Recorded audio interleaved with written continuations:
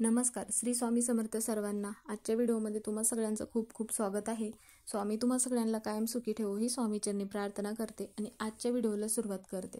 तर व्हिडिओ असा आहे की आता 4 डिसेंबरला दत्त जयंती आहे आणि त्याच दिवशी आहे गुरुवार. तर असा योगायोग जुळून आला आहे, त्यामुळे दत्त जयंतीला आपण गुरुचरित्राचे पारायण हे करतच असतो. त्याचप्रमाणे श्री स्वामी समर्थ याचे पण पारायण करत असतो किंवा इतर जणांनी संकल्प करून काही सेवा म्हणा किंवा काही नामस्मरण किंवा तारक मंत्र तीर्थाचं अनुष्ठान, आता ज्यांना ज्या सेवा करणं शक्य होत असेल त्यांनी त्या सेवा त्यांच्या वेळेनुसार ह्या सेवा चालू केल्याच असतील. पण प्रत्येकाला सगळे सेवा करणं शक्य होत नाही, त्यामुळे मग तुमची एखादी कोणती कठीण इच्छा आहे ती इच्छा पूर्ण होत नाही किंवा तुमच्या आयुष्यामध्ये काही गोष्टी अशा आहेत की त्या शक्य होत नाही, तर तुम्ही जर काही या सेवा केलात तर काही उपाय केलात त्याचबरोबर तर तुमच्या ज्या पण कोणत्या गोष्टी अशक्य आहेत तर ते स्वामी महाराज शक्य करतात. म्हणून आपल्याला वर्षभर कोणत्या सेवा करणं नाही झाले तरीही आपल्याला दत्त जयंतीपर्यंत कोणतेही सेवा करणं तुम्हाला जमत असेल तर त्या आवर्जून सेवा करायचा आहे. कारण की या सेवा आपण जर केल्या तर त्याचं फळ आपल्याला नक्की मिळत असतं. म्हणून मग तुम्ही गुरुचरित्राचं पारायण करू शकता किंवा श्री स्वामी चरित्र सारामृत या ग्रंथाचे पारायण करू शकता किंवा श्री स्वामी समर्थ नामाचा जप करू शकता, लिखित नामस्मरण करू शकता किंवा तारक मंत्र तीर्थ बनवू शकता. ज्या तुम्हाला सेवा करणं होतं त्या सेवा आवर्जून करायचं आहे. कारण की या काळामध्ये ज्या सेवा आपण करतो तर त्याचं फळ आपल्याला नक्की मिळत असतं. जर तुम्हाला कोणतेही सेवा करणं शक्य नाही झालं तर गुरुचरित्रामधील मोजके काही अध्याय आहेत, ते अध्यायात पण तुम्ही मग दररोज वाचन करायचं आहे. आता आपल्याला जी कोणती इच्छा पूर्ण होत नसेल तर एक नारळाचा अत्यंत प्रभावी उपाय करायचा आहे. तर हा उपाय तुम्ही दत्त जयंतीपर्यंत कोणत्याही दिवशी करू शकता. जर तुम्हाला दत्त जयंतीपर्यंत करणं नाही शक्य झालं तर तुम्ही दत्त जयंतीच्या दिवशी पण केला तरीही चालेल. तर तो उपाय कसा करायचा आहे, तर हा नारळाचा प्रभावी उपाय केल्यामुळे तुमची कोणतीही कठीण इच्छा पूर्ण होईल. तर ही माहिती आपण आजच्या व्हिडिओमध्ये घेणार आहोत.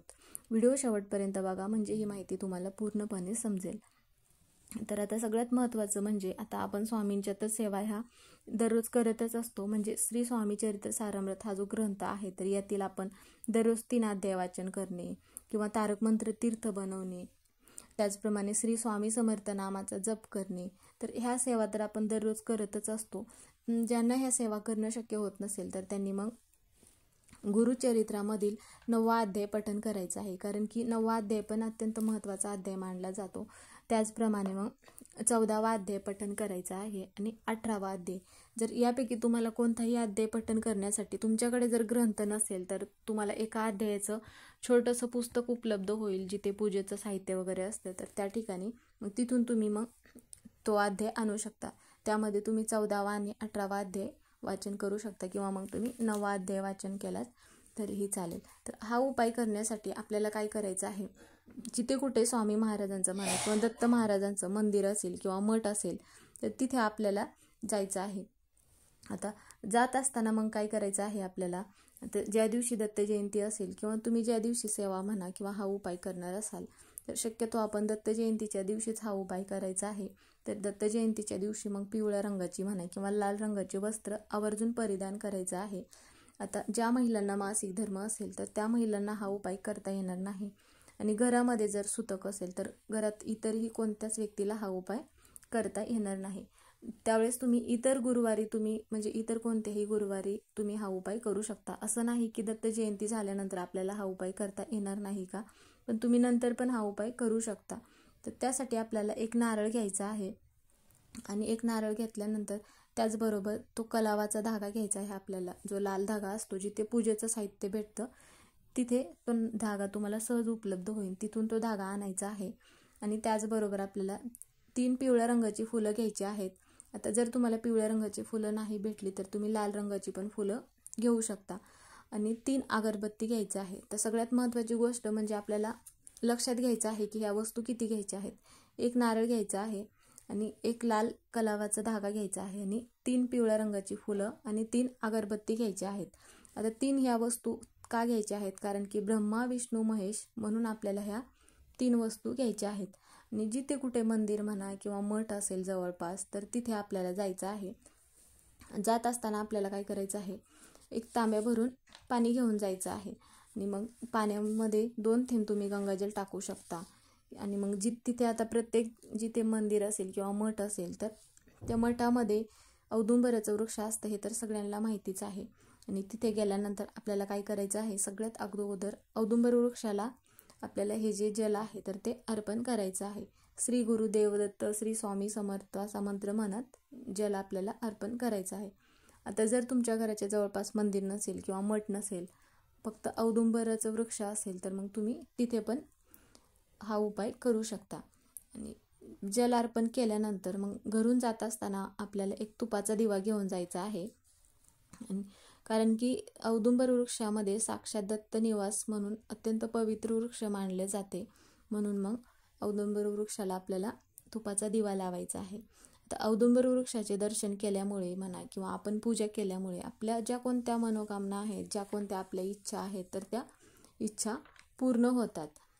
आता औदुंबर वृक्षाच्या जर नियमित प्रदक्षिणा घातल्या तर आपत्ती प्राप्त होते. आपली जी कोणती इच्छा आहे तर ती इच्छा पण पूर्ण होते. नंतर मग आपल्याला दिवा लावल्यानंतर आपल्याला जो नारळ आहे तर तो नारळ आपल्या हातामध्ये घ्यायचा आहे. आणि जो धागा आहे तर तो धागा आपल्याला लाल रंगाचा जो धागा आहे तो नारळाला 3 वेळा गुंडाळायचा आहे. आणि त्यावरती मग आपल्याला थोडी खडीसाखर ठेवायची आहे आणि 3 पिवळी फुलं ठेवायची आहेत. आणि औदुंबर वृक्षाला आपल्याला प्रदक्षिणा घालायची आहेत. तर प्रदक्षिणा घालत असताना आपल्याला श्री गुरुदेव दत्त, श्री स्वामी समर्थ असा मंत्र म्हणत आपल्याला प्रदक्षिणा घालायचं आहे. प्रदक्षिणा घालत असताना मध्येच थांबायचं नाही आणि कोणाशीही बोलायचं नाही. प्रदक्षिणा घालून झाल्यानंतर आपली जी पण काही इच्छा आहे तर ती औदुंबर वृक्षाला इच्छा सांगायची आहे. तर संतान प्राप्ती होत नाही किंवा घरामध्ये पैसा टिकून राहत नाही, जे पण काय असेल त्याबद्दल मग सांगायचं आहे.